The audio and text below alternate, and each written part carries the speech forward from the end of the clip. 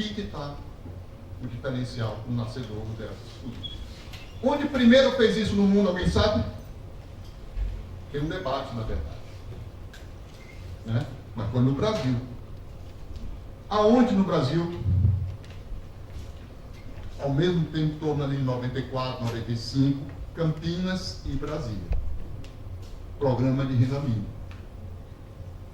Foi onde se começou essa ideia de dar transferência de renda para pobres, famílias com condições, com níveis de renda relativamente mais baixos, condicional à frequência escolar dos filhos.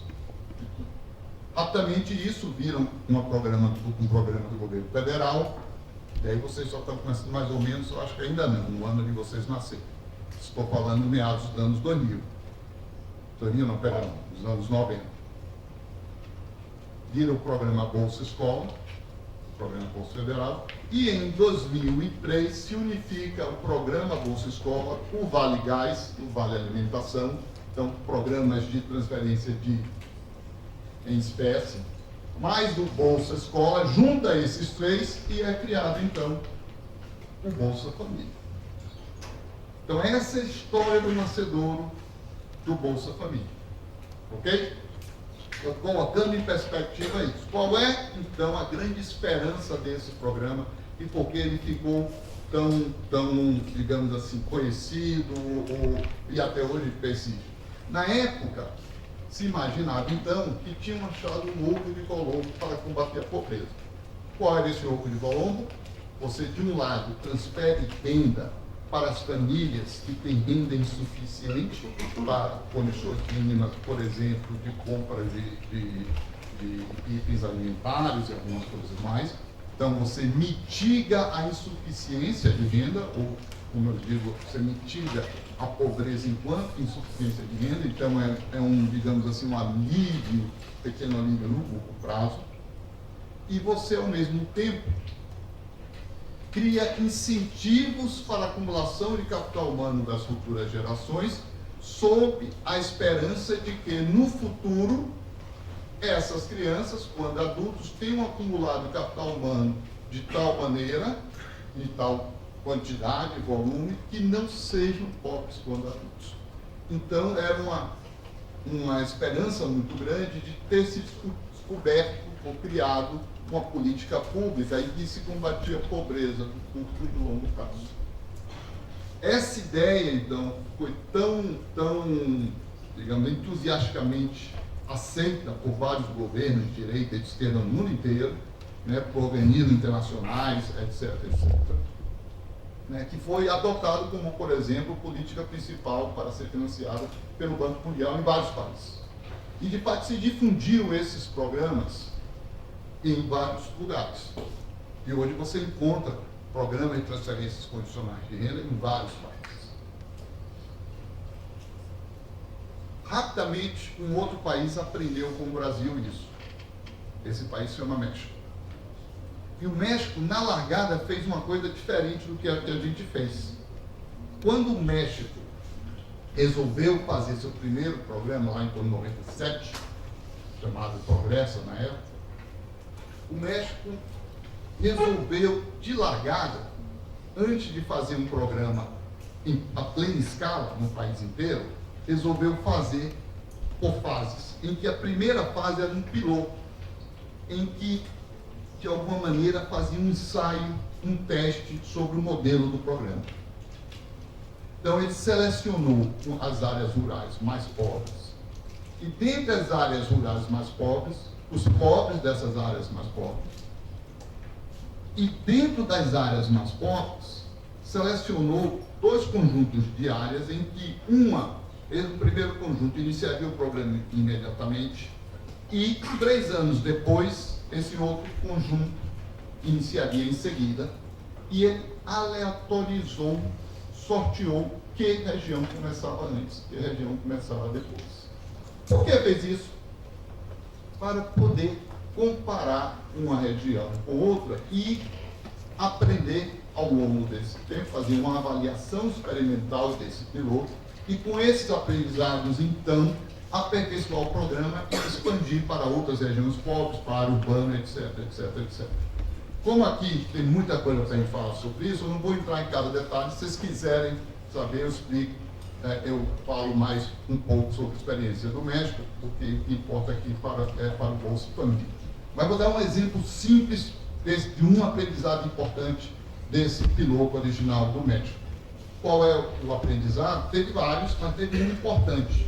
No México, diferente do Brasil, no México a frequência escolar das mulheres, das meninas, é menor, em média, do que a frequência escolar dos meninos, diferente do Brasil.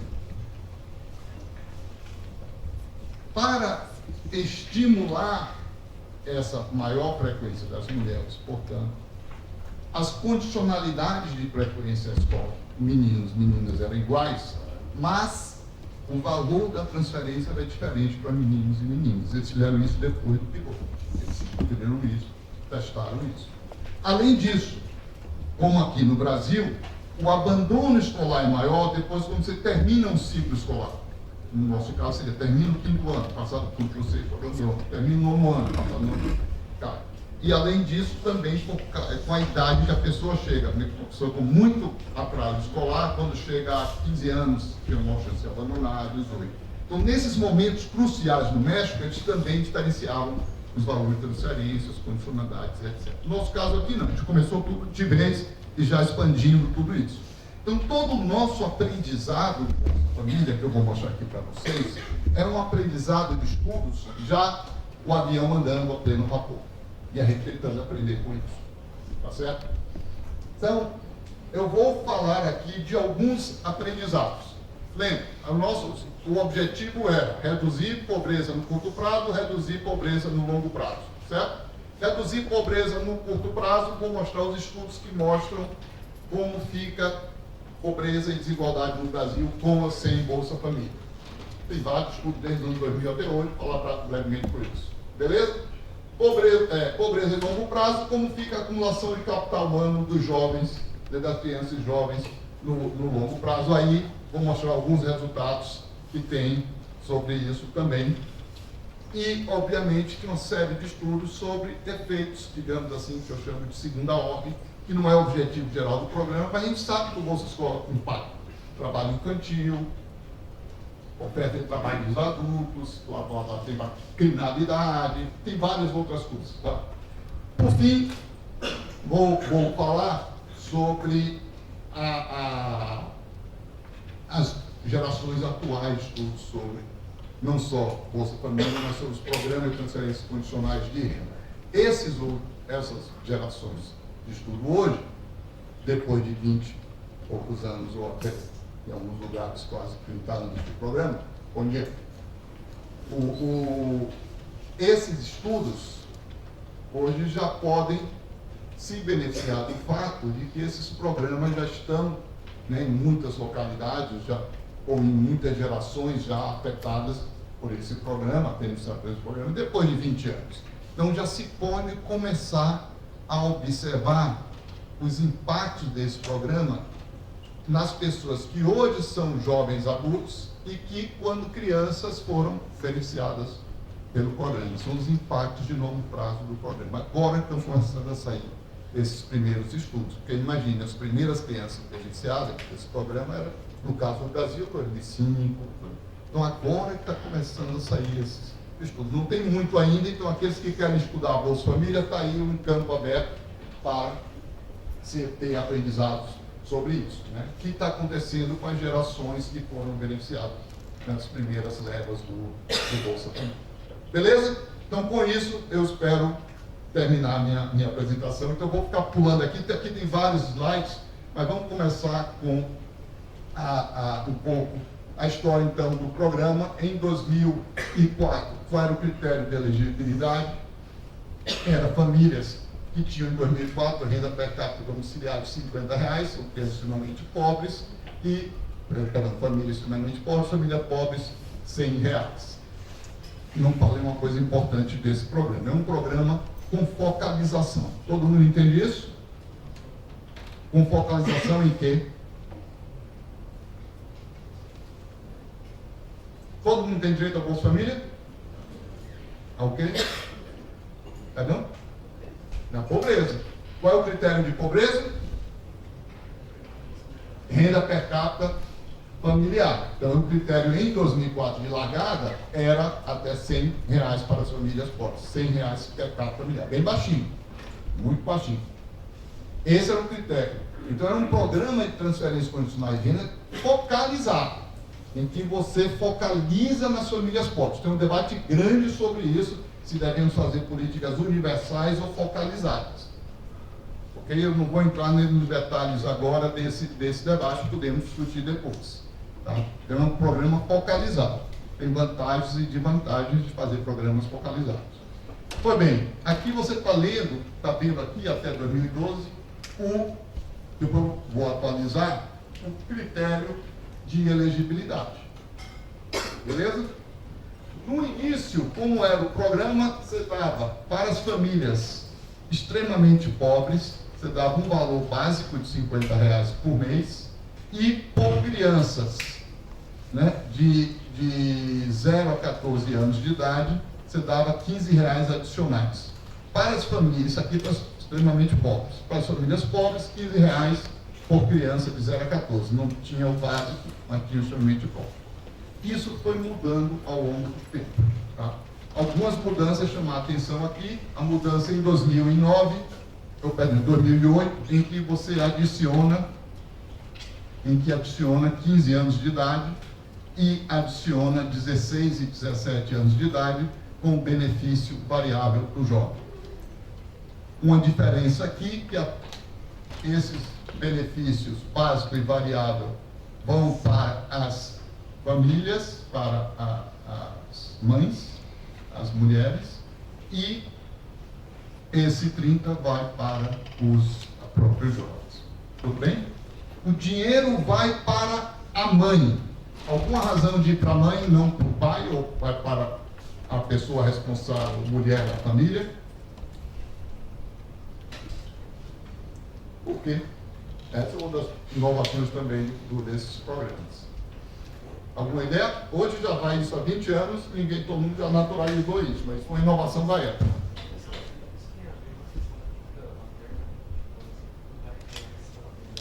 Começou-se a ter vários estudos nesses anos 90, inclusive com dois investigadores lá dos Estados Unidos, do Canton e Strauss, usando dados do Brasil, da INDEC de 1976, em que eles mostravam que a renda na mão da mulher chegava mais, impactava mais os resultados dos filhos e das filhas do que a renda na mão do homem. E mais ainda, a renda na mão do homem vai mais para o menino do que para a menina. A renda da mão da mulher vai mais vai igualmente para os dois. Esses estudos, então, começou a levantar um grande debate de como, né, quem domina, digamos, o controle dos recursos da família para como ele é gasto dentro da família, o que se chama alocação intrafamiliar.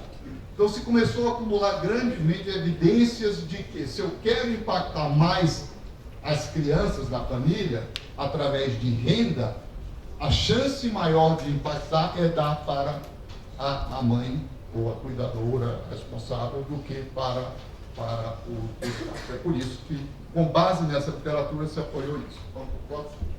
Bom, vou passar várias coisas aqui. Então, hoje, aqui eu estou usando o último decreto do Bolsa Família de 2023, esses valores são atualizados pela inflação, mas como é que hoje, então, funciona o Bolsa Família? Tem uma história muito grande sobre tudo isso, mas hoje como é que funciona, então? Dá um benefício básico, que agora chama Renda Cidadania, um decreto de 2023 era R$142. Além disso, e essa é a novidade que veio que já veio um pouco lá atrás, mas, enfim, uma longa história, depois eu conto para vocês se quiserem, com a mudança com o governo Bolsonaro, o Auxílio Brasil, depois para voltar para o Bolsa Família, tem esse adicional que, se com essa renda a família ainda não tem uma renda per capita conciliar de ser elegível para 600, o que acontece é que a diferença até 600 é complementar, então é chamado benefício complementar. E além disso, você tem esses benefícios variáveis por crianças que tenha na família. Então, um adicional por criança, benefício primeira infância, no valor de 150, e benefício variável familiar, né, que aí você ganha um adicional por criança também. Então, você continua tendo o básico e o variável, só que agora o variável separa entre primeira infância e demais idades, até 17. Além disso, o complementar vai de 600, tá certo? Essa é a regra. Mas vamos lá, vamos passar aqui, os menos 10 minutos. Então, vou passar rapidamente para vocês alguns números. Estamos falando de quantas famílias beneficiadas, vamos arredondar 15 milhões de famílias beneficiadas, tá certo? Você botar em torno de 15 milhões de famílias beneficiadas, vamos botar 50 milhões de brasileiros, mais ou menos, né, com o Bolsa Família, bastante gente.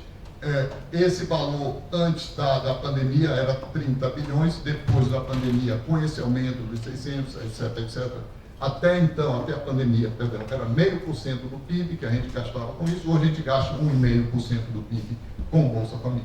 Foi um incremento grande nesses últimos tempos. Mas, por favor, vamos passar. Pode passar, não vou mais.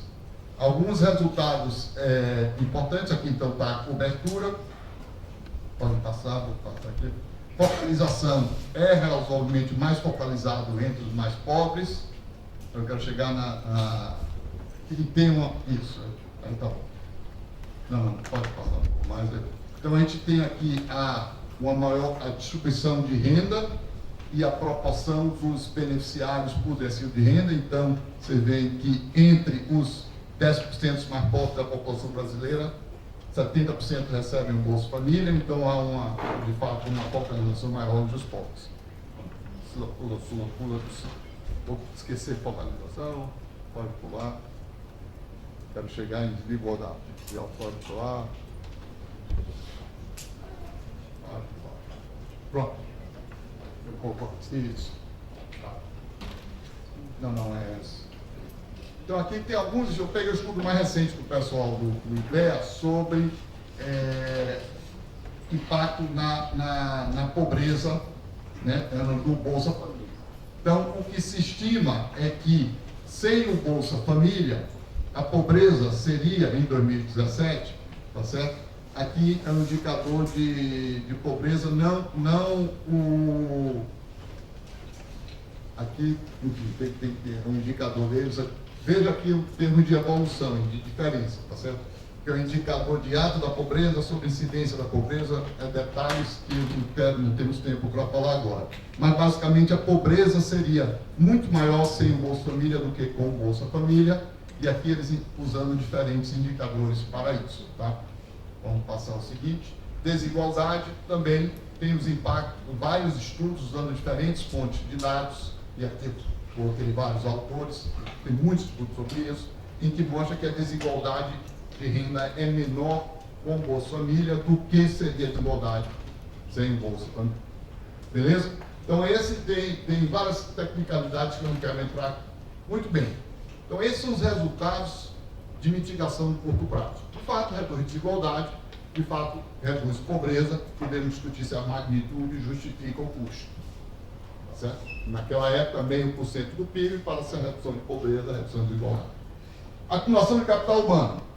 Os estudos são vários, dependendo da geração dos estudos, da base de dados, mas o que pode se investigar, ou podia se investigar até então, é se estava de fato aumentando a frequência escolar, reduzindo o abandono escolar, se estava de fato melhorando condições de saúde, aumentando vacinação, etc. Então, comigo? Então, não vou passar aqui todos os estudos, aqui tem vários, eu seleciono alguns que tem aqui, eu posso deixar o slide com vocês, aí tem todas as referências, etc. Mas devo ter 2 minutinhos, não sei, está rápido para acabar, então passar rapidamente. Então, tem uns 5 minutos. 5 minutinhos? Tá bom, obrigado. Trouxe para falar de educação, saúde e para as outras coisas. Os estudos, então, de educação, né, mostram que, de fato, há um aumento de frequência escolar, né, e uma redução de abandono. Agora, pense o seguinte, a verdade, nossa frequência escolar, deixa eu ver aqui, sei lá, quem tem 20 anos de idade aqui, levanta a mão. Beleza. Então, todo mundo nasceu em 2004, correto? Então, vocês nasceram em 2004, tudo bem? Vocês estão na UFABC. Vocês são um entre 5 brasileiros de sua geração que estão na universidade. Eu nasci nos anos 60. Eu sou um entre 10 brasileiros que frequentam a universidade, que teve universidade. Vocês são um entre 5. Tudo bem? A geração 10 anos antes de vocês é a primeira geração no Brasil, 12 anos antes. Pois, mais ou menos isso. Agora tenho que fazer o cálculo um pouco mais preciso. A primeira geração que, no Brasil, que 90% dela estava frequentando escola aos 7 anos de idade, era a geração que tinha 7 anos de idade em 1992. Hoje, você olhar pela primeira vez, Estados Unidos, isso foi no final dos 1800, França no começo dos 1900. A gente universalizou o acesso à educação 100 anos depois. Começamos com tarde. Pois bem, agora, 95%, quase 100% das crianças de 7 anos de idade frequentam a escola. Se eu quero ver o impacto do Bolsa Família de frequência à escola, quanto vai sobrar para eu ver o impacto? De 95% já frequenta. Então, os impactos sobre, como grande parte frequenta a escola, o impacto sobre frequência à escola é relativamente baixo hoje. Porque não tem muito mais, está todo mundo frequentando a escola, o que fala bem do acesso à escola. Então, os estudos começam a encontrar poucos impactos, porque não tem mais impacto para ser encontrado. Agora, tem impacto sobre abandono, reduz abandono, reduz sobre aprendizado, ainda as evidências não são muito robustas, né? Então, mas tem alguns indicadores, sim, que parece que melhora, né, a performance escolar. Saúde. O que acontece com saúde? A mesma coisa com vacinação. Hoje, a nossa cobertura de vacinação, na época, como é muito grande. Então, o impacto sobre cobertura vacinal é muito forte. Então, você manter a condicionalidade de vacinação, de frequência escola, é bom, porque você garante, evita que volte atrás, mas, na verdade, não são condicionalidades hoje muito difíceis de serem cumpridas, porque as nossas políticas públicas sociais, nesses outros campos, já universalizou esse acesso. Certo? Então, o impacto hoje importante é nas condicionalidades das frequências regulares, idas regulares ao posto de saúde, ao pré-natal, que aí você encontra alguns impactos na questão da gestação, etc, etc. Então, esses são os resultados, digamos, alguns resultados de longo prazo via esse processo de acumulação de capital.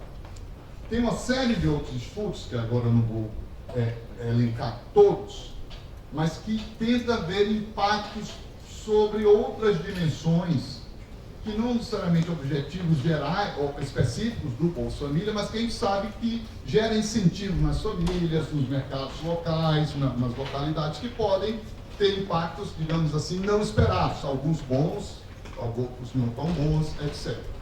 Vou falar de 2 estudos recentes sobre isso.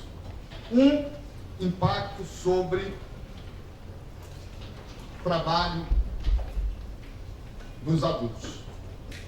tem uma discussão importante sobre que impactos o Bolsa Família tem sobre a oferta de trabalho das pessoas adultas. Vamos lá, economistas. Em princípio, vocês podem imaginar mecanismos que levem a incentivos a reduzir a oferta de trabalho? Sim ou não? O que é que poderia levar a uma tendência a um incentivo a reduzir a oferta de trabalho? Pensem. A pessoa recebe o Bolsa Família, se pode reduzir a oferta de trabalho? Sim ou não? Sob que mecanismo, teoricamente? Aqui a gente está falando de hipóteses ainda. Depois vamos para os dados e averiguar. Quais são as hipóteses para isso? Não quero saber se é verdadeiro ou não. Quero só saber que, teoricamente, o que é que pode, que incentivos levam a pessoa a reduzir sua oferta de trabalho se está recebendo o Bolsa Família? Se ela está ganhando no conforto da casa dela, sem fazer nada, por que ela vai sair para trabalhar? Então eu tenho o que se chama, em teoria da oferta de trabalho, eu tenho um efeito renda. Lembra do efeito renda? Eu tenho uma renda maior, se lazer é um bem normal, eu vou ter um incentivo a, e se eu valoro isso, se está na minha preferência lazer e é um bem normal, eu vou reduzir minha oferta de trabalho. Esse é um mecanismo. Alguém pode pensar um outro possível mecanismo que, ao contrário, aumente a oferta de trabalho? Aumento do salário real. Mas por que o Bolsa Família aumentaria o salário real? Aí você tem que explicar isso. Então você tem o Bolsa Família aumenta, por alguma razão tem efeito que aumenta o salário real, mas aumenta o salário e aumenta a oferta de trabalho, é verdade. Mas aí você vai ficar me devendo a explicação por que aumenta o salário real. A gente tem que pensar nisso. Mas beleza, vai pensando. Outra explicação? O período como? Você já tem que você está chegando a ter. E esse pizza. Como é que funciona? Ainda é assim. Você deixou de ser pobre, por alguma razão, você deixa de ser elegível. Correto? Eu deixo de ser pobre, se eu aumento minha renda, aí eu vou perder meu Bolsa Família. Aí você tem um período, na prática, você ainda fica recebendo até deixar de receber pode dizer. Mas, vamos lá, eu volto a você, só pego você e aí falando. Tá, diga aí. Um aumento de consumo que faria com que a economia crescesse e virasse. Aí você complementa o argumento dele. Pode ser, mas tudo bem, a pessoa ganha mais renda, mas está gastando mais, isso pode movimentar a economia local de tal maneira que aumenta a demanda por trabalho, por exemplo, aumenta o salário, e aí eu me incentivo mais a trabalhar. Pode ser. Ou mesmo eu vou querer ser um pequeno conta própria, ou um pequeno empreendedor, é um mecanismo, é verdade. Pois bem, vamos lá, para terminar essa história. Temos evidências para tudo isso. A gente tem evidência para aquele perfil de beneficiário que está na margem ali de ser elegível ou não, está ali próximo a ser elegível ou não, as pessoas que estão próximas a ser elegível ou não, com a presença do Bolsa Família, as pessoas trabalham menos. Os adultos homens, principalmente. Tá? Adultos homens, mas adultos mulheres. Isso, adultos mulheres. Que estão na margem. Agora, curiosidade.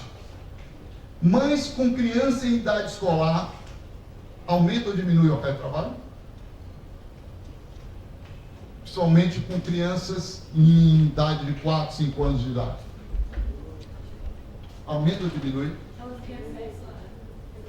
Essas crianças têm acesso à frequência à escola. Logo, então aumenta o trabalho. É essa que as evidências estão dizendo. Então, as nuances são muito ricas. E óbvio, você pensar depois ver isso. Então, você tem esses mecanismos de efeitos sobre a oferta de trabalho que você não pode generalizar. Depende, são o que a gente chama de efeitos heterogêneos sobre diferentes grupos, perfis socioeconômicos, demográficos, se é mãe, se não é, que idade tem a criança, etc, etc. Isso impacta. Isso é importante para você pensar o desenho bem feito da política pública, como eu de fato faço a portalização e como eu faço as transferências e como eu faço as funcionalidades. Por fim, então, para terminar, e esse enfim, a mensagem que eu quero passar aqui para vocês, né? Vocês como não só economistas, mas internacionalistas e formuladores de políticas públicas do futuro, pensar nos desenhos das políticas, em quais são os mecanismos que essas políticas influenciam o comportamento das pessoas, que podem ter os efeitos esperados ou não esperados das políticas que vocês querem que tenham esses efeitos. Tá certo? Então, aí, por fim, tem evidências recentes de que, de fato, o argumento do nosso colega ali, de que, de fato, a transferência de renda para mercados locais pequenos em que o valor, o volume da transferência é significativo para a economia local, para essas pequenas localidades, a renda que chega movimenta a economia de tal maneira que tem evidências que aumenta, por exemplo, o emprego formal. Esse é um estudo razoavelmente recente que tem sobre isso, que pega esse mecanismo também. Tá certo?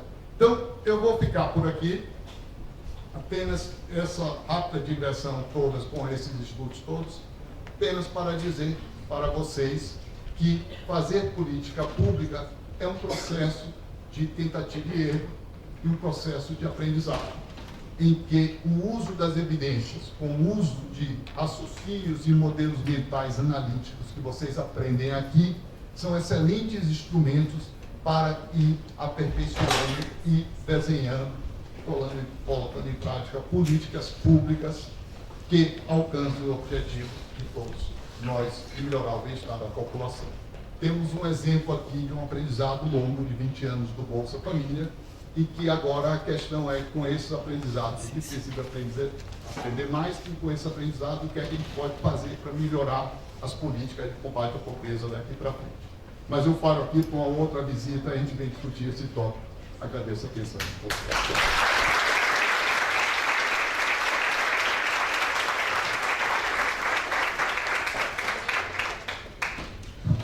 Obrigada, André.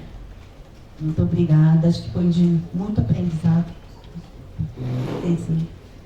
Acho que foi de muito aprendizado para nós, né? Essa fala do André Fortello. Muito obrigado, bem-vindo aqui no nosso campus. Queria agradecer também ao KC, ao Capol, por organizar esse evento, né? Que foi cheio de emoções, né?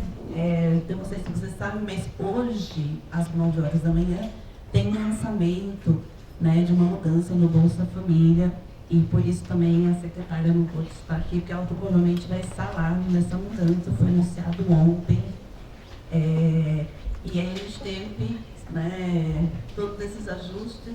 Sorte nossa que o André tentou vir, né, e o Ricardo também. Muito obrigada a vocês. Eu acho que o André falou muito do que eu já ia falar, então vou passar bem rápido por alguns pontos, tá bom? Mas o que, assim, eu planejei essa fala aqui para ter um foco do que é o Bolsa Família, da onde ele vem, quais são os seus objetivos, e depois falar da importância de política baseada em evidência, né? Baseado também em teoria e baseado em evidência. Então, eu vou só complementar um pouco a fala do André, que ele já tocou também bastante nisso, né, de uma maneira muito interessante. Eu gostei muito da apresentação. Obrigada. Você pode? Quer que eu faça? A grande inovação, né, do Bolsa Família foi, né, unificar todos os programas, né, com esse objetivo mesmo de romper o ciclo da pobreza, né, porque nós tínhamos realmente um ônus, aí a gente ainda tem um ônus social muito grande, mas ele era ainda maior, né? A gente tem aí um trabalho de colegas nossos, da Joana Lepoulos, da Estadual de Londrina, e do Tiago Cavalcante, né, de Cambridge e da GV, São Paulo, que falavam muito sobre como os pais não viam o futuro investir em educação dos filhos e acabavam treinando as filhas, né, para serviços domésticos e os meninos para serviços manuais, mecânica, construção civil. E isso mudou, né? Mudou, acho que a gente passou a ver, né, objetivos nesses investimentos. Pode passar. bem. A gente tinha, né, o governo do Lula começa dando 3 projetos importantes, né, de combate à pobreza, né, tanto como combate à fome, mas também de combate a esse ciclo da pobreza. Então, as famílias não investem em educação das crianças, as crianças não têm acesso a oportunidades de melhorar de vida, não têm acesso a empregos melhores no futuro, não têm acesso à universidade, né? Então, a gente já tinha aí alguns programas que vieram do governo anterior, como o Bolsa Escola, que é a inovação de dar a transferência condicional na mão das mulheres, né, das mães, principalmente das mães, mas não necessariamente exclusivamente, porque pode ser que algumas famílias não tenham mãe.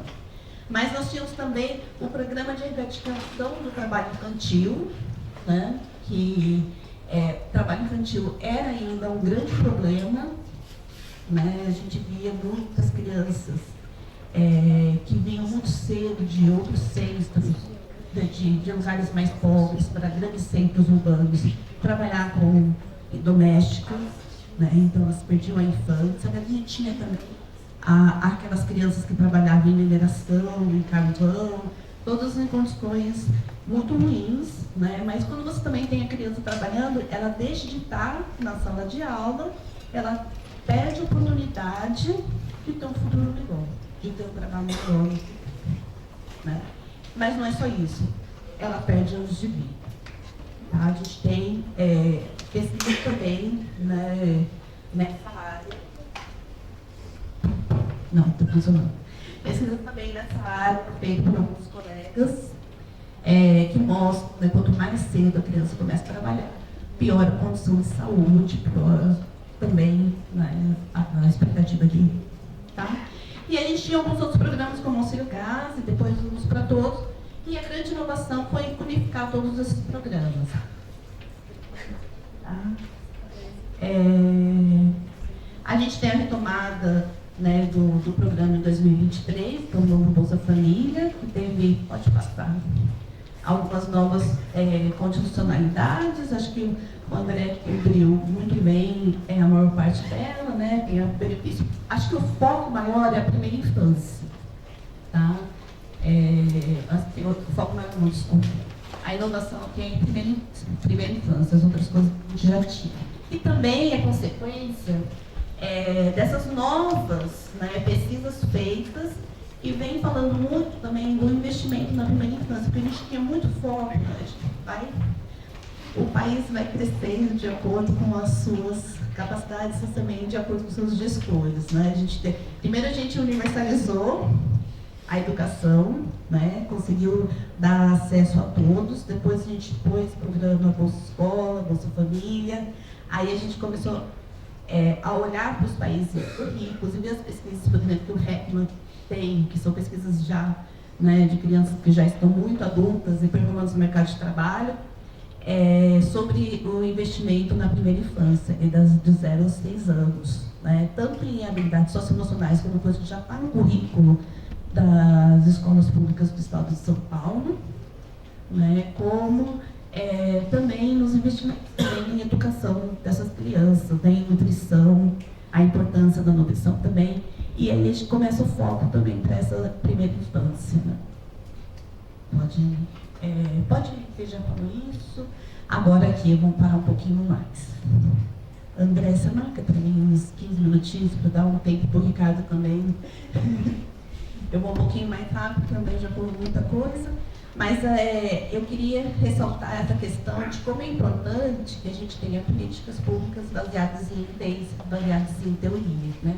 A gente também é importante ouvir também o que as pessoas que são atendidas por essas políticas dizem, né? E é muito importante. Então, assim, acho que são 3 tripés fundamentais de fazer política pública, né? Que é o de cima para baixo, ouvir quem vai ser atendido, porque uma coisa que a experiência de trabalhar, né, com extensão nos CAS que são também uma inovação aqui do Bolsa Família, que é o Centro de Referência e Assistência Social, né, que está nos municípios, ali perto das pessoas que são atendidas, é que essas pessoas vivem em condições, né, que ensinam uma sabedoria para elas e um entendimento da realidade, né, que é muito importante. Eu sempre brinco porque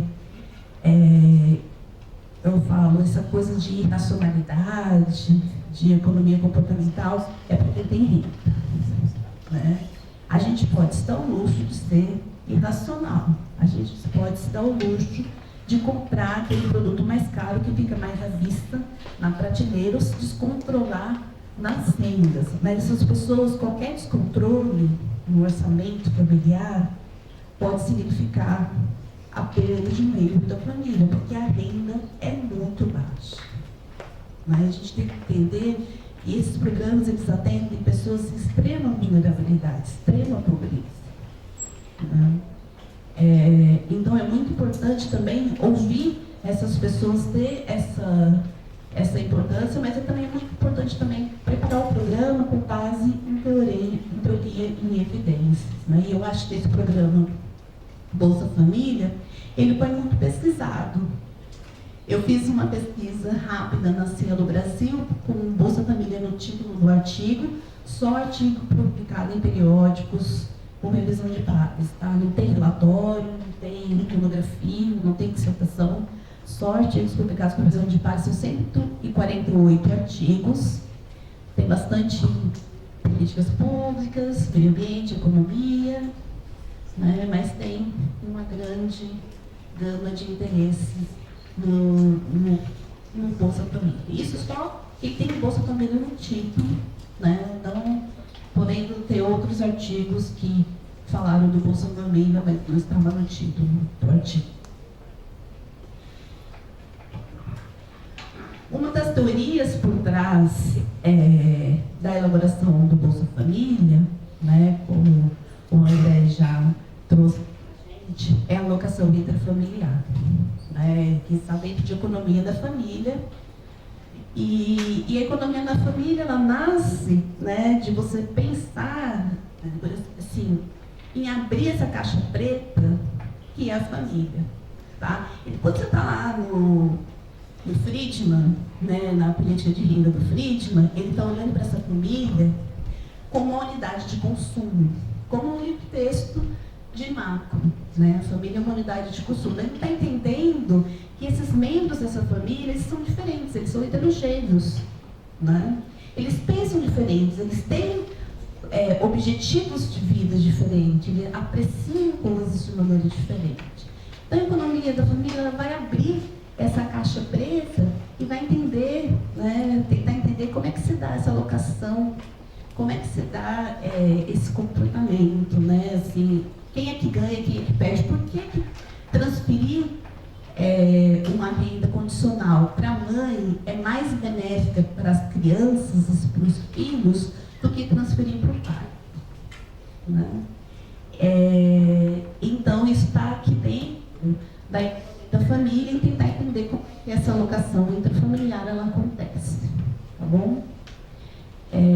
A gente tem algumas ideias de como esse processo é feito, mas antes se entendia como uma unidade, né, de consumo. Entender como uma unidade de consumo significa duas coisas. Ou que tem uma pessoa que decide por todo mundo, que é o patriarca, e ele decide quem vai ter um pedaço do que desse bolo, que a família tem para dividir. Muito geralmente, também a gente entende como a renda, né, em economia, os recursos do consumo, os investimentos da família, ou que todos os membros da família tivessem a mesma preferência. Tá? Então, se a gente tem cônjuge com diferentes preferências, tem gastos diferentes com os filhos. E isso veio de uma literatura lá da década de 70 do século passado, né, com Robert Pollack, Plashek, Lundberg, que o que aconteceu? Na Inglaterra, por um erro, a transferência de renda que eles tinham, né, que era uma renda, foi para a esposa ao invés de ir para o marido. Foi um equívoco, foi uma coisa exógena que aconteceu, certo? E aí, como lá na Inglaterra eles têm essas pesquisas de consumo anualmente, eles conseguiram ver, né, o que aconteceu. E eles viram que os gastos como saúde, educação, alimentação dos filhos foi maior quando a transferência caiu na mão das mães. Por que isso acontece? Então, isso já é uma indicação para a gente de que essa decisão familiar de consumo, de investimento, ela não segue esse modelo, né, unitário, nem de patriarcado, nem de que as famílias são compostas por pessoas que têm as mesmas características, as mesmas preferências. Não. É composta por pessoas que são diferentes. Elas cuidam de orçamentos, parte de orçamentos diferentes da família, ou elas têm preferências diferentes. Talvez seja porque as mães realmente pensem mais nos filhos, ou talvez seja porque esses gastos com os filhos estão sob a responsabilidade da mãe. Né? E a gente também vê um grande número de pesquisas falando, né, que as taxas de impaciência, aversão, risco, interesse pela educação pode ser diferente entre, né, os membros da família. Tá? Bom, se a gente tivesse esse modelo unitário, que todo mundo tem as mesmas preferências do que né, a escolha de um ditador benevolente, essa política na mão das mulheres não teria causado nenhuma vantagem para as crianças, né? Então, é porque nós temos muitas evidências de que não é. Né? Então, começa ali com o Robert Pollock e a Shelley Lindbergh, e depois a gente vê várias pesquisas feitas em outros lugares, inclusive, né, o Tom Duncan tem 2 sobre o Brasil, né?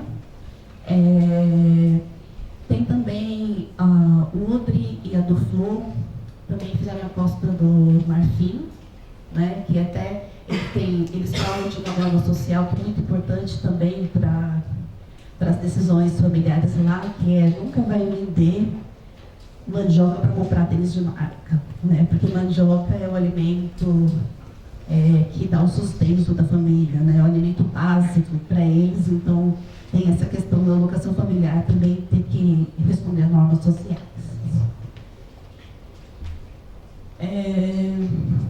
Tem um modelo de barganha, né? Os membros da família têm preferências diferentes e eles disputam para ver quem é que toma a decisão. Então, quem vai ganhar, né, a decisão é quem vai ter mais poder de barganha, certo? E dentro desse modelo, o que poderia ter acontecido com o Bolsa Família?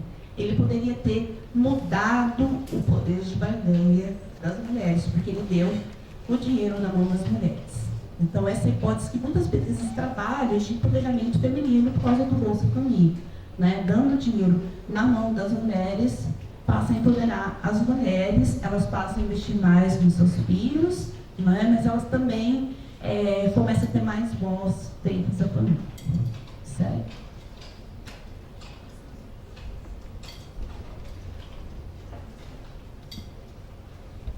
Vou terminando já. E tem esse modelo que é também da Lindbergh e da Pollock, que é de esferas separadas, que é essa questão de que cada um tem uma parte do orçamento para dividir de acordo com as normas sociais e culturais, e que as mulheres estariam, né, responsáveis pelo orçamento de comida, de educação, de vestuário, e por isso que o dinheiro na mão das mulheres significaria mais investimento nos seus filhos. Né? E eu acho que esses são exemplos, né, de todas essas pesquisas que nortearam, né, a construção do programa do Bolsa Família, né, por que ele é um programa de tanto sucesso, foi tão replicado em várias partes do mundo. A gente tinha na América Latina, todos os países tinham adotado programas iguais a esse, né, e grande, né, nos investimentos nos filhos, para que a gente gerasse pessoas, né, com tanto as crianças com mais oportunidades, que isso é tão importante, as crianças terem mais oportunidades, mas também, né, que no futuro elas sejam pessoas que são mais cidadãs, melhor colocadas no mercado de trabalho, né, e que isso vai não só ser benéfico para elas, mas também vai promover um desenvolvimento econômico do país como um todo, porque o país vai contar com trabalhadores mais qualificados, mais próximos das fronteiras tecnológicas, mais aptos para criar inovações e produzir crescimento econômico também. Então, trabalhar com essas duas vertentes, né, esses programas que focam nos investimentos nas crianças, que é tanto quebrar o ciclo da pobreza e para que essas novas gerações possam sonhar e estar fora da pobreza, mas também como promover o crescimento econômico do país, né, ao capacitar a sua população para trabalhos mais qualificados, né, para pesquisa e para inovação. Tá bom? Acho que eu vou encerrar por aqui, dar oportunidade para o Ricardo, e também a gente tenta abrir depois para as perguntas e posso falar mais também. Muito obrigada.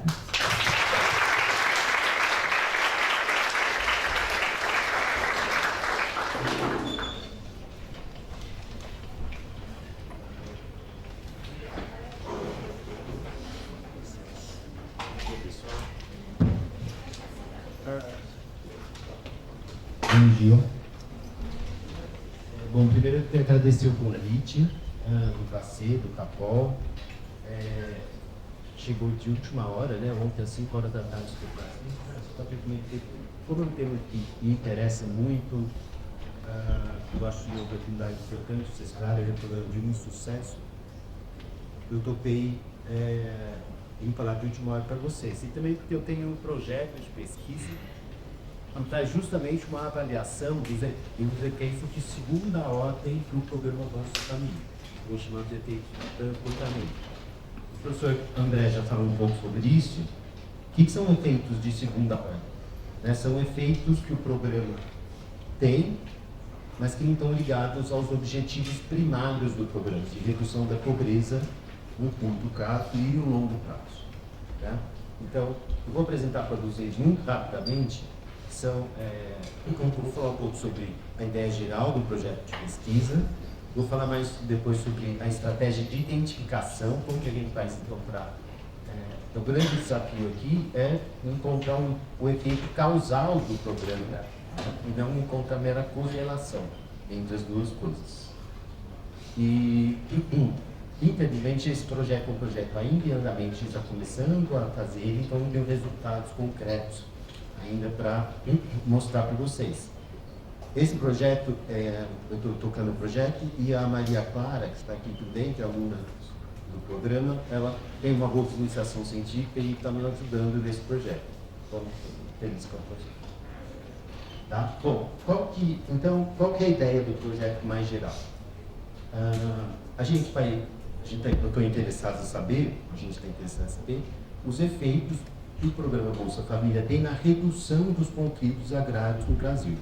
Os conflitos agrários, depois eu vou falar para vocês como a gente mede isso, mas basicamente envolve tanto ocupações de terra, pelos movimentos sociais ligados à luta pela posse e pela propriedade da terra, o MST é o mais importante, mas há vários outros movimentos sociais no Brasil que trabalham com isso. As ocupações são o principal mecanismo, o principal instrumento que os movimentos sociais têm de pressionar o governo federal e os governos a fazer a reforma agrária e a buscar sua luta pela posse, pela propriedade da terra. Do ponto de vista da agricultura, isso é bastante relevante. A gente tem, de 2003, começa muito antes, mas em período que a gente vai analisar basicamente de 2003 a 2024, vocês terem ideia, por exemplo, 2020, no auge da pandemia, só naquele ano houve mais ou menos umas 2.000 ocupações de terra, que envolveram quase mais ou menos umas 200.000 famílias, ou seja, quase 800.000 pessoas, e só nesse ano houve 18 mortes de ativistas e de ligados aos movimentos sociais. No período Gold, isso quase 5 mil mortes. Né? Então, é também um fenômeno muito violento. Né? Então, isso, na verdade, é uma das coisas que motiva o trabalho. Por que as pessoas, enfim, famílias, em geral, uma situação de pobreza, né, vão se engajar em ações de alto risco. Né? Você participar de uma ocupação de terra é uma ação de alto risco, envolve violência e risco de morte. Né? Por favor. Bom, a partir de 2004, existe uma queda bastante acentuada no número de ocupações de terra e também no número de famílias engajadas nessas ocupações. A gente ainda está aqui no projeto de andamento, a gente só tem conteúdo até agora até 2014. No caso, a gente ainda tem espaço. Tá? O número de famílias engajadas nessas ocupações diminuiu muito, o número de ocupações diminuiu e a violência, em geral, o número de assassinatos também diminuiu no período. Esse é justamente o período em que o Bolsa Família, se a gente pegar com o número de famílias atendidas, o número de recurso investido no programa, aumentou muito. Né? Então a pergunta fica, será que as duas coisas, existe uma correlação, claro, das duas coisas, mas será que existe uma coisa que explica a outra, existe um vínculo, né, causal? O Bolsa Família tem um efeito ainda aqui, um efeito segunda ordem, já que não é o objetivo primário do programa, mas será que o Bolsa Família tem um efeito, né, na redução, um efeito causal na redução da violência dos conflitos agrários em particular? Essa é a pergunta que motiva o nosso projeto de pesquisa. Então, temos dois objetivos principais: analisar se o número de famílias caiu e a gente quer também contribuir para esclarecer algumas questões relacionadas aos efeitos de segunda ordem desses programas de transferência de renda de larga escala como o Bolsa Família. Essa é uma discussão muito interessante, uma discussão que está bastante em voga atualmente, né? E a gente compreender não só os efeitos primários do programa, mas os efeitos secundários que os programas de transferência de renda podem ter. Né? Violência, nutrição e outros. Né? Bom, existem bastante evidências anedóticas, né, evidências qualitativas, eu acho que anedótica não é um bom nome, mas evidências qualitativas que vinculam as transferências de renda para as famílias, situação de pobreza, extrema pobreza, e a capacidade que os movimentos sociais têm de engajar essas famílias na luta pela terra. Né?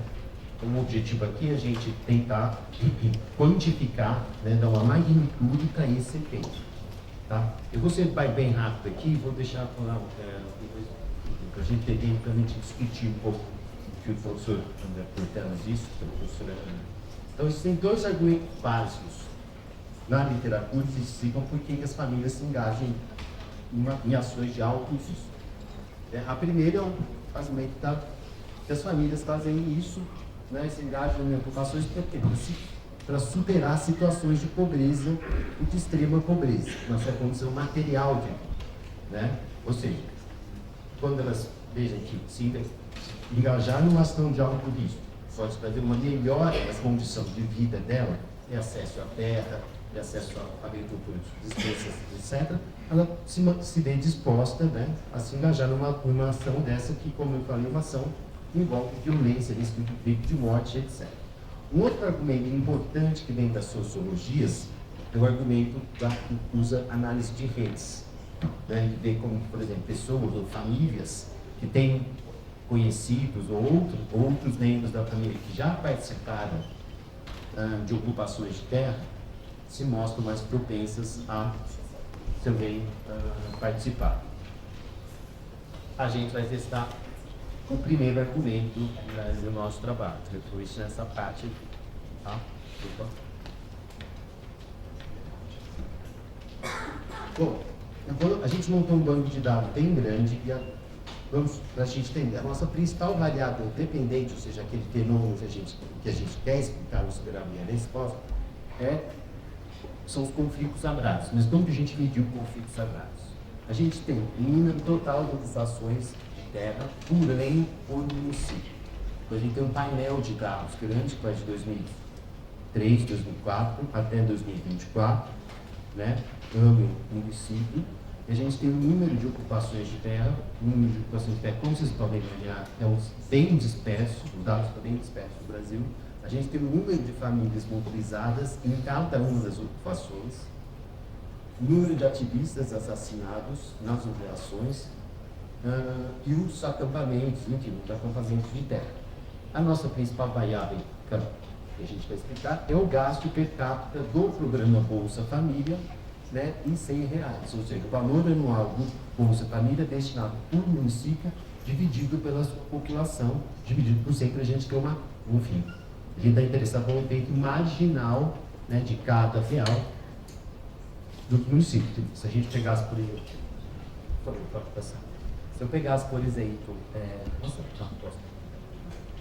a gente pegar, por exemplo, lógico que São Paulo tem o maior número de famílias beneficiadas pelo Bolsa Família, simplesmente porque é a maior cidade.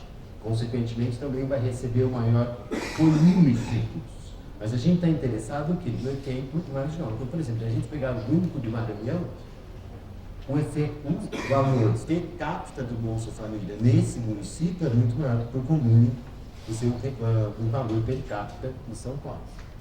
Tá? Então, por isso que a gente usa aqui o quê? O valor per capita do Bolsa Família para cada município. Bem, inclusive a gente pode voltar para isso, não perguntar muito na parte técnica.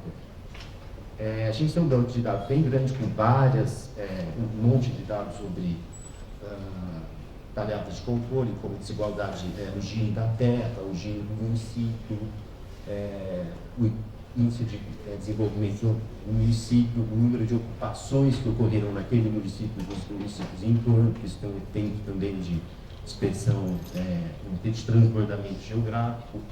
Pode passar. Bom, mas qual que é a grande dificuldade em estimar um efeito causal desse tipo? Né? Qual que é a regra zero da economia química? Vamos lá, professor. Correlação não é causação, certo? Porque os dois fenômenos podem estar correlacionados. Então, por exemplo, você tem um município, vamos pensar um município X qualquer. A gente tem quantidade de dinheiro investido no Bolsa Família per capita e o número de ocupações de conflitos agrários, assassinatos e tudo.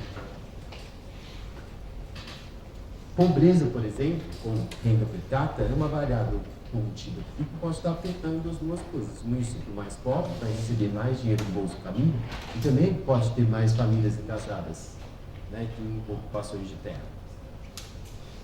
Então, para dar conta desse problema, o que a gente precisa? Do que? De uma variável instrumental. Né? O que é uma variável instrumental? Todo mundo, acho que a maioria de vocês já deve ter feito economia empresa, também saber. Né? É uma variável que afeta que afeta a ocupação de terra, mas afeta exclusivamente por meio do programa Bolsa Família. Ela não pode estar correlacionada com as variáveis numerativas, ou não pode estar correlacionada diretamente com ocupações de terra. Felizmente, no caso do Bolsa Família, o que aconteceu? O professor André Portela já tocou nesse ponto, mas a gente tem uma descontinuidade na população, nas famílias beneficiárias. A partir de 2008, 2009, na verdade, a partir de julho de 2008 e 2009, as crianças, os jovens, né, de 16 e 17 anos passaram a ser incluídos no programa. Então, o que acontece? Essa é uma mudança exógena, é uma mudança no programa, uma mudança administrativa, né, enfim, que dizer, mas que para os municípios e para as famílias que recebem isso é uma mudança exógena, independente deles, né? Isso veio de fora. Então, a gente faz uso dessa mudança estrutural no programa, que é considerado uma variação exógena, ou seja, espaçada essa dimensão aos prefeitos, aos municípios, né? E a gente usa essa mudança regulatória junto com a composição demográfica dos municípios, no ano inicial da nossa base, para a construção de uma variável de instrumento, para tentar estimar esse efeito causal do Bolsa Família nos conflitos agrários no Brasil. Bom, para ser mais, só um pouquinho técnico, o que a gente faz exatamente? O instrumento aqui, ele é uma interação, né? A gente tem uma interação de meio em 2008, porque só pegou de julho para frente, e de 1 em 2009, com a proporção de jovens de 16 e 17 anos na população de cada um dos municípios em 2003. Esse é o nosso instrumento que a gente vai usar, né, para procurar estimar outra. Então a gente tem esse número, né, ele está afetando a quantidade de recursos que cada município recebe no Bolsa Família, e só através desses recursos ele vai estar afetando ou não os conflitos rurais. A gente está pressupondo que quanto mais recursos os municípios recebem, melhor, né, e as famílias recebem, melhor a predisposição que elas têm a se engajarem em ações de alto risco, como a ocupações de terra. Né? Então a gente espera encontrar aqui uma correlação negativa, ou melhor, um efeito negativo. Quanto mais dinheiro investido no Bolsa Família, menor vai ser a probabilidade de famílias se engajarem em conflitos agrários e ações de alto risco desse tipo. Tá? Não tenho dados ainda, resultados para mostrar para vocês, mas enfim, a gente já tem os dados de painel, a correlação existe. O instrumento, eu não vou entrar muito aqui na parte técnica, mas depois a gente pode discutir isso com calma. Ou se vocês quiserem saber, a gente volta lá. Bom, algumas limitações da pesquisa. A principal que eu acho é o problema da falácia ecológica. Né? Por quê? Bom, idealmente a gente teria que ter dado para as famílias, né? Porque quem se engaja, quem participa das ocupações são as famílias, isso é uma ação da família, né? A tomada de direção da família, ou das pessoas que fazem parte das famílias. Só que a gente não tem, infelizmente, a gente tem dados só para os municípios. Né? Então a gente tem dados observacionais, dados experimentais, e a gente tem dados agregados para os municípios. E seria bom ter, o ideal seria ter dados agregados para a família. Então a gente está fazendo aqui construindo uma inferência para o município e fazendo estendendo isso para as famílias. Isso é uma limitação importante do nosso estudo. Tá? Bom, infelizmente eu não tenho dados ainda para mostrar para vocês. Eu tenho uns dados preliminares de painel assim, mas eu achei que é melhor deixar para a gente discutir isso depois com vocês. Mas basicamente esse é o projeto, é um projeto que ainda está em andamento, a gente conseguiu agora recurso. Então tem, enfim, quem quiser ter espaço para trabalhar, tem muito trabalho para ser feito bem. Obrigado, pessoal.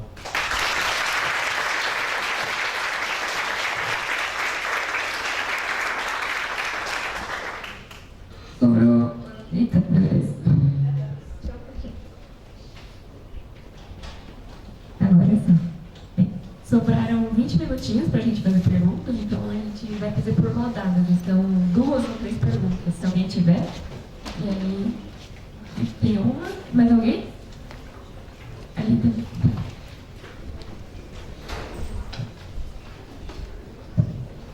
Bom dia, meu nome é Marco.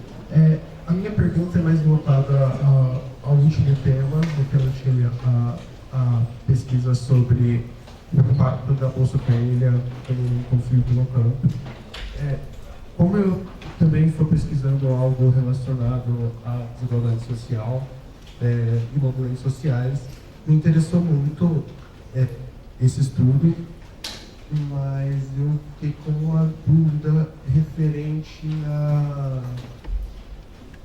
como seria o impacto direto, como seria a medida do impacto direto da Bolsa Família, sem considerar outros fatores, como seria possível essa separação. Por exemplo, eu estou estudando a mistura da reforma urbana, principalmente no MTST, e a gente quer analisar se a educação popular e a promoção do poder popular seria o caminho para se retirar os problemas que a gente encontra dentro do movimento, as contradições dele, principalmente após o advento do programa da Minha Casa Minha Vida. E gente acaba percebendo que, apesar da Bolsa Família, o movimento ele não coloca isso como um problema, até porque grande parte da base do movimento é cadastrado no Cadê Único e nesse programa social. Ele acaba atribuindo, por exemplo, principalmente a partir do governo Lula, a desmobilização política promovida pelo próprio governo e também a ascensão de pensamentos neoliberais e a criminalização do movimento dentro da sociedade. Aí eu fiquei em dúvida se existe uma forma da gente conseguir verificar se há algum impacto externo ou se a gente consegue medir exatamente por essa técnica. Eu acho que é bem. Se eu vou passar só mesmo por você e passo para o palestrante.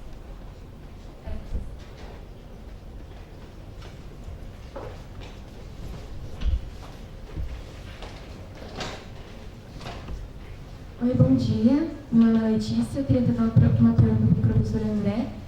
Uma pergunta mais objetiva e simples mesmo. Eu queria que você explicasse novamente como funciona essa relação entre como que funciona essa fato das pessoas beneficiárias que recebem o Bolsa Família, conforme elas esse benefício melhora a situação de vida delas e como isso aumenta o trabalho, nesse sentido que você tinha comentado, né, que elas têm mais acesso ao trabalho, e como que esse benefício, qual é a relação entre isso, do aumento do trabalho, e consequentemente elas perdem o benefício? Eu não consegui formular muito bem a minha pergunta, porque eu me perdi um pouco assim na explicação. Mas o benefício ele possibilitaria uma melhor qualidade, né, de vida para a pessoa, só que conforme ela recebe esse benefício, ela consegue, por exemplo, receber um trabalho, e aí quando ela aumenta a renda dela, ela perde o benefício. Então, como funcionaria essa relação entre aumentar o trabalho e, enfim, como essa relação se desenvolve? Acho que estou aprendendo.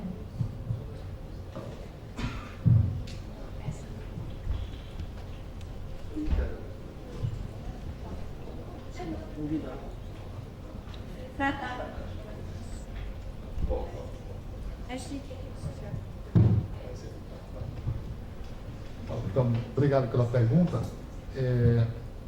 Vou explicar melhor, então, as evidências e os possíveis mecanismos que explicam elas. A relação entre o Bolsa Família e a oferta de trabalho.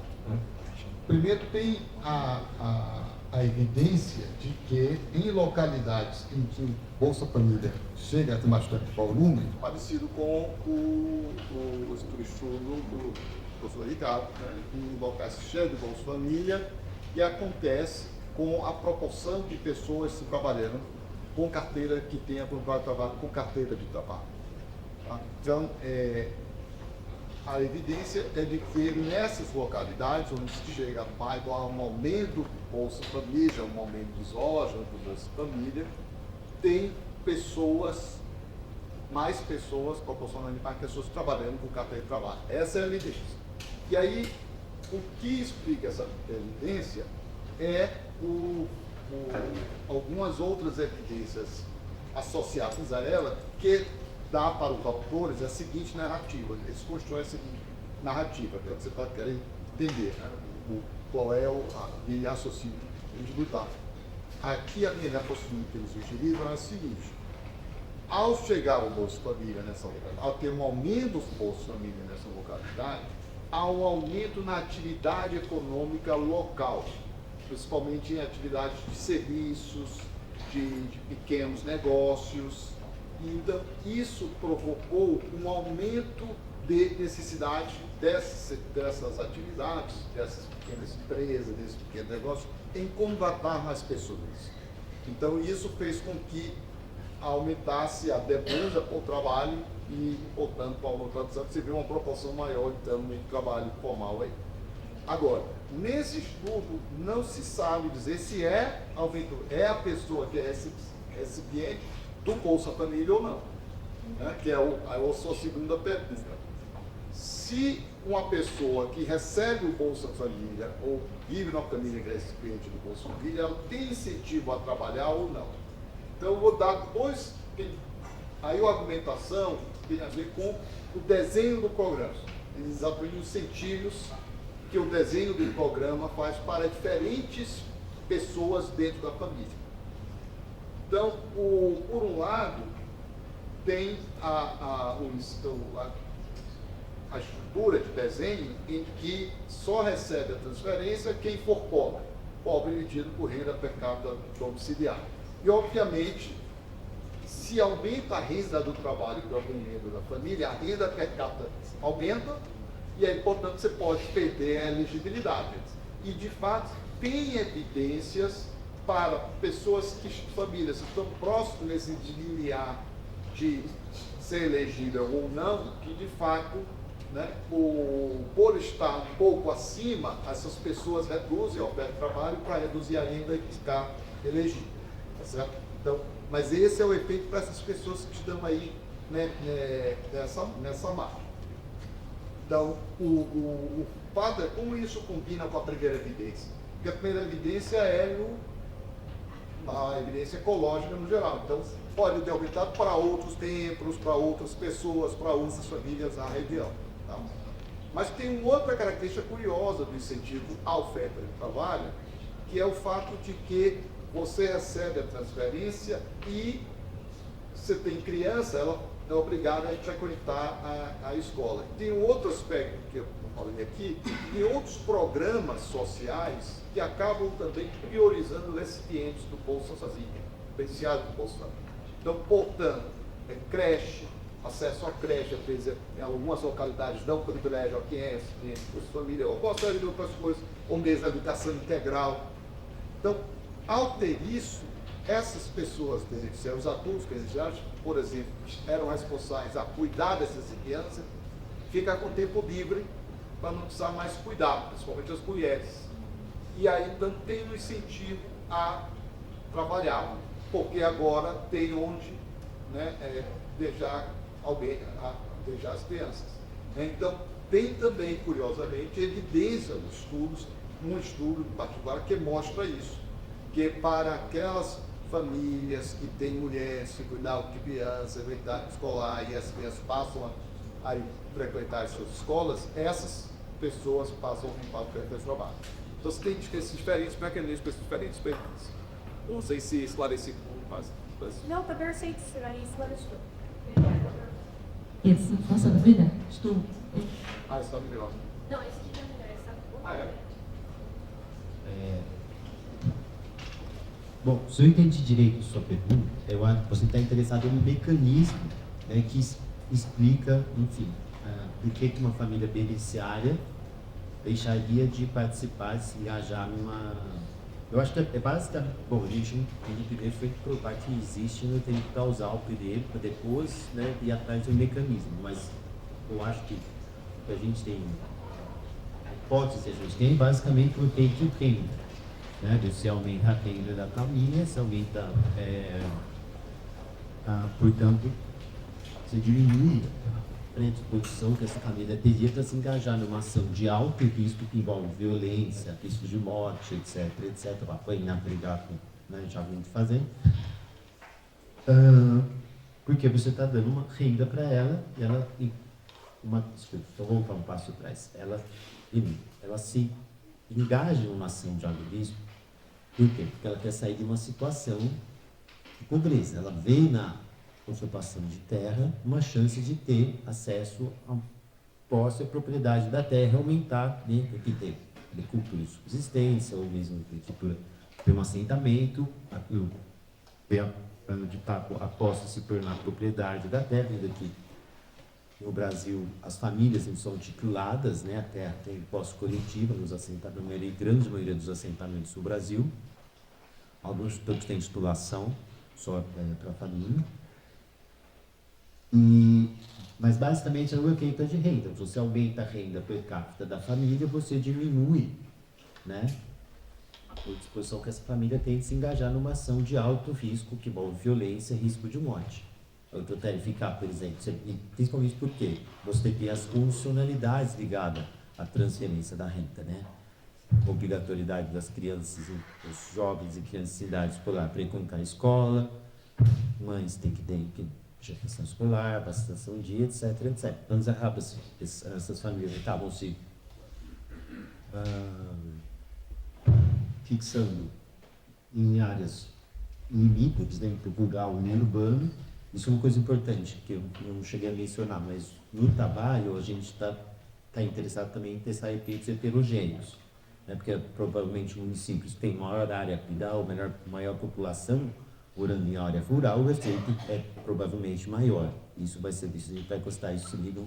A gente fez uma classificação dos municípios entre mais rurais e mais urbanos, usando a classificação que o IBGE tem, que tem 5 níveis. A gente simplesmente pegou 5 níveis e colapsou em 2 para, né, ver se existe esse efeito heterogêneo. Mas a ideia, o efeito que a gente imagina que existe, do mecanismo explicativo, é o efeito de renda das famílias. Se aumenta a renda das famílias, diminui a predisposição delas a se engajar numa ação, né, que envolve risco de morte, violência, etc, etc. Portanto, você desmobiliza, você diminui a capacidade que os movimentos sociais têm de recrutar essas famílias para ações de alto risco, né? Acho que, do ponto de vista dos movimentos sociais, isso é, né, inclusive tem várias, a gente tem entrevistas com liderança dos movimentos sociais e eles falam, certo? O pessoal que recebe o Bolsa Família pede não deixam de se engajar mais, etc, etc. São só evidências qualitativas, né?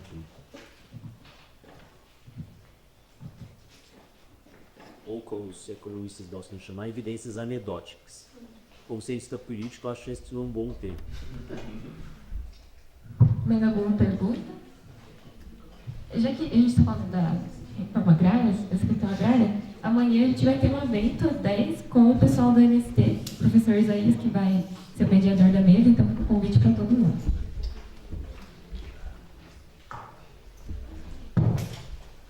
Eu queria primeiro agradecer a apresentação. Eu sou calouro, então eu tenho um conhecimento quase nulo sobre economia e eu entender quase integralmente aquilo que vocês falaram. A minha pergunta é para o ministro André. Na sua apresentação você fala sobre os impactos obviamente positivos quanto à redução da desigualdade social entre as famílias que receberam o Bolsa Família. Mas antes disso você ainda fala sobre a experiência do México com um programa similar, pelo que eu entendi, e o México teve uma abordagem diferente, fazer um protótipo, por assim dizer. E eu queria saber se tem alguma pesquisa ou mesmo uma análise sua, se fazer dessa forma, de utilizar primeiro um grupo teste para depois, enfim, implementar o projeto como um todo no país, principalmente num país tão grande quanto o México e o Brasil, é mais eficaz. Obrigado.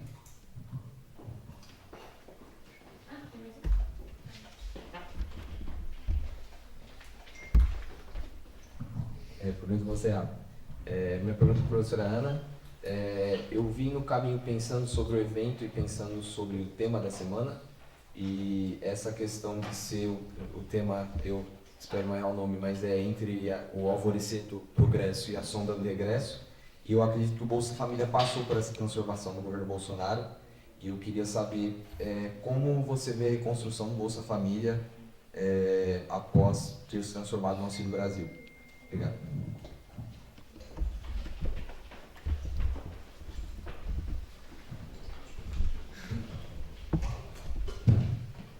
Eu acho que a diferença foi exatamente essa. Houve essa janela aí, de 3, 5 anos, em porque o México fez esse piloto, eles tiveram uma série de aprendizados a partir de coleta de evidências robustas sobre alguns impactos desse programa, né, em redução de pobreza, em frequência escolar. Eles conseguiram, com isso, digamos assim, fazer alguns ajustes finos no desenho do programa, que no nosso caso, a gente teve mudanças e ajustes, mas nunca calibrado, digamos assim, por essas evidências, né? Então, eu acho que nesse caso, o México pôde não só, né, partir de mudanças e ajustes que com chance muito maior de alcançar os objetivos pretendidos do que as nossas mudanças, que foram, como eu disse, acabam sendo então tentativas e erros. A gente disse, vamos ver se faz isso, muda, estende para aquilo, aumenta esse valor, né? Por que 50? Por que 100? Por que... Então, a gente fica ficamos fazendo a política pública com muito mais... Você sempre está tateando as políticas públicas, mas no caso, o México, esse processo, eu acho que foi um pouco mais bem informado e, portanto, eu acho que entrou muito as decisões subsequentes do México para isso, em relação ao nosso caso brasileiro. E curioso também, aí não deve ser o objetivo do programa, mas é um objetivo, digamos disso, é um consequência de segunda ordem.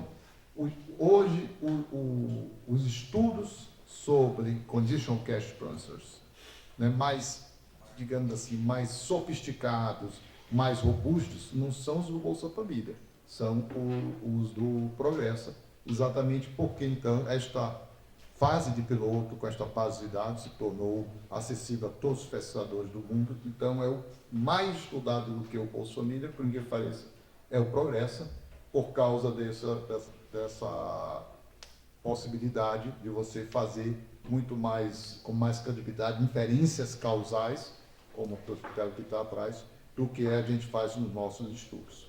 Só para terminar esse exemplo de inferências causais, credibilidade, todos os resultados que eu mostrei aqui para vocês no Brasil de impacto sobre pobreza e desigualdade é feito a partir do seguinte exercício. Observa-se hoje a distribuição de renda das pessoas, por exemplo, a partir da PNAD ou de qualquer outra base de dados, em que tem pessoas que recebem renda do Bolsa Família. E aí se constrói empiricamente com os dados uma distribuição de renda hipotética. Como seria essa distribuição de renda se não tivesse o Bolsa Família?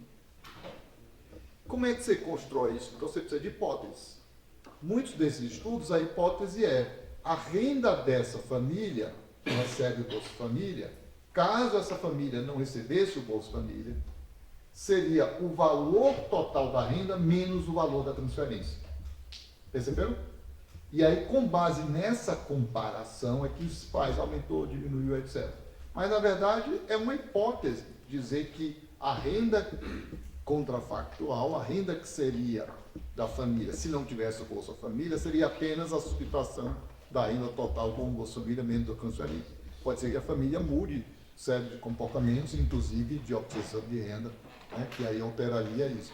Então, é uma hipótese que se faz de trabalho que, de largada, se tivesse, por exemplo, esse piloto experimental, a gente já saberia qual seria a distribuição de renda, né, sem o Bolsa Família, qual seria a distribuição de renda com o Bolsa Família, etc. etc.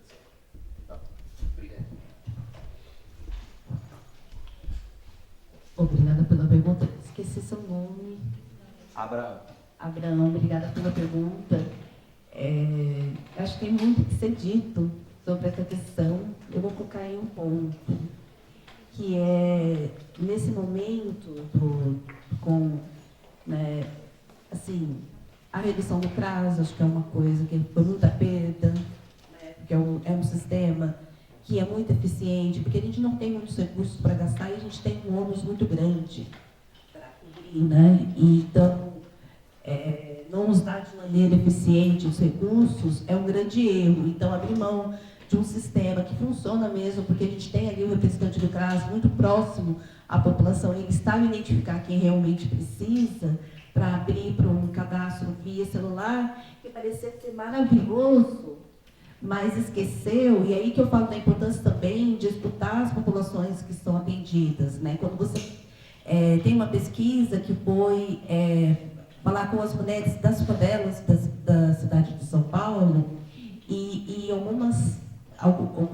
relatos, né, durante a pandemia, foi de que muitas não tinham acesso ao smartphone para fazer o cadastro, ou não tinha CPF. E não conhecer a população que você está atendendo também é muito importante, né? E a outra questão que ficou esse dilema de transferência de renda universal ou transferência de renda condicional. Como se transferência de renda universal fosse a nova grande solução para todos, né? Porque a gente vem de novo nessa discussão das transformações tecnológicas, do futuro do trabalho, de que os empregos vão acabar, a gente volta ali, né, para a previsão do Keynes, que era para o século passado, que os empregos iam acabar, a gente ia se transformar numa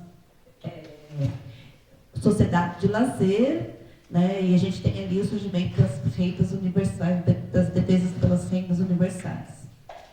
Mas isso nunca se concretizou. Com novas tecnologias veio o aumento das horas de trabalho, né? O que acontece é uma questão de perdedores e ganhadores. E aí, como nós já temos um problema fiscal, já temos uma renda que tem que ser distribuída, que é escassa, nós não podemos errar na distribuição. A gente tem uma dificuldade de taxar os ricos. Como é que a gente vai distribuir renda para todo mundo, se a gente não consegue taxar os ricos? Né? Está vendo, né, toda a dificuldade que é aumentar o imposto para camadas acima, sabendo que a camada da média paga uma porcentagem muito maior de imposto de renda do que as camadas mais ricas. Né? E as pessoas estão falando, mas vai aumentar o imposto sobre dividendos que as empresas já pagam, quanto que tem que aumentar? Tem que aumentar até ficar igual ao que o trabalhador paga. Né? Porque a gente sabe que a pejotização dos trabalhadores acontece porque existe um incentivo econômico para a pessoa virar PJ, ao invés de ser carteira assinada, porque paga menos imposto. Então tem que igualar sim. Né? E é nos dividendos que tem que igualar, porque as pessoas tiram isso como lucro, né? Das suas empresas. Elas não tiram isso como renda, porque se elas tirassem como renda, elas teriam que pagar mais imposto. Né? Se elas falarem colabore, ninguém fala colabore, todo mundo fala ser lucro, mas na verdade é prolabore. Né? Então, só para voltar a essa questão da disputa, né, que eu acho que teve uma live aí antes das eleições, que eu fui convidada a participar pela Rede de Sustentabilidade. A grande discussão foi essa, eu defendendo a volta, né, do CRAS e das transferências focadas nas populações vulneráveis e um pesquisador do IPE defendendo ali as universais, porque tinha essa questão do sucesso, né? O sucesso que foi na pandemia, e a gente tem os benefícios, mas tem os custos, e a gente tem que averiguar quais são os benefícios e são os custos. Né? E eu acho que em termos de custo-benefício, de atendimento à população mais necessitada, eu acho que estou muito feliz com esse retorno do Bolsa Família. E complementando um pouco da pergunta que foi feita pelo André, nós temos agora nesse governo Lula uma preocupação maior com pesquisa, né, para fundamentar, né, as políticas públicas. Então, fazer esses pilotos, esses projetos pilotos, né, eles não só geram dados que vão gerar muitas pesquisas, e a gente consegue ver como é que era antes do programa ser inserido, mas ele também acaba lidando com outro problema que a gente chama, né, que é a autoseleção no programa. Né? Então, como o Bolsa Família, quando era Bolsa Escola, começa, né? Os municípios que tiverem interesse podem se cadastrar. Primeiro, ele foi focado. Ele foi uma decisão política do Fernando Henrique de não fazer um experimento e de fazer um projeto focado, porque havia uma grande necessidade de melhorar, né, o combate à pobreza e a inclusão do ensino no Nordeste do Brasil. Tinha um grande ônus no Nordeste, né, nas áreas de sertão. Era uma decisão política. Né, e aí abre esse programa, mas os municípios que quiserem participar se registram. Então, assim, tem uma grande seleção. Né? Então, a gente falar assim, eu vou ter uma disciplina, eu vou dar um estudo dirigido com a monitoria aqui da disciplina. Quem vai aparecer? Quem está preocupado em melhorar a nota? Né? Então, eu vou falar, estudo dirigido, a monitoria melhorou muito a nota dos alunos da disciplina, mas houve já uma autoseleção de quem ser mais interessado em nota alta. Né? Então, acho que é essa a questão. Mas, assim, eu acho que esse retorno do Bolsa Família, eu espero que venha para ficar e que seja um programa realmente que tenha preditibilidade, né? Que a gente não sofra mais com perdas como a gente sofreu no passado.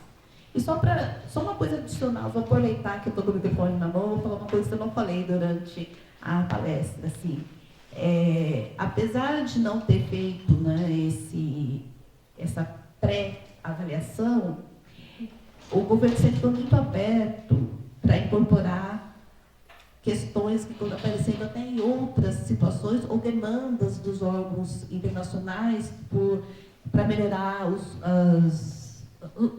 as nossas condições de vida, né, da sociedade brasileira, o desenvolvimento econômico do Brasil. E o Bolsa Família também foi usado para aumentar a inclusão financeira dos recipientes. Então, hoje nós temos aí uma inclusão financeira que depende de quem mede, se é o Banco Mundial 76%, se é o Banco Central 84%, né, da nossa população incluída financeiramente, que a gente tinha um ônus também muito grande com a questão da inclusão financeira, né, por causa também do Bolsa Família, que é o cartão, depois a conta e tudo mais. Obrigada.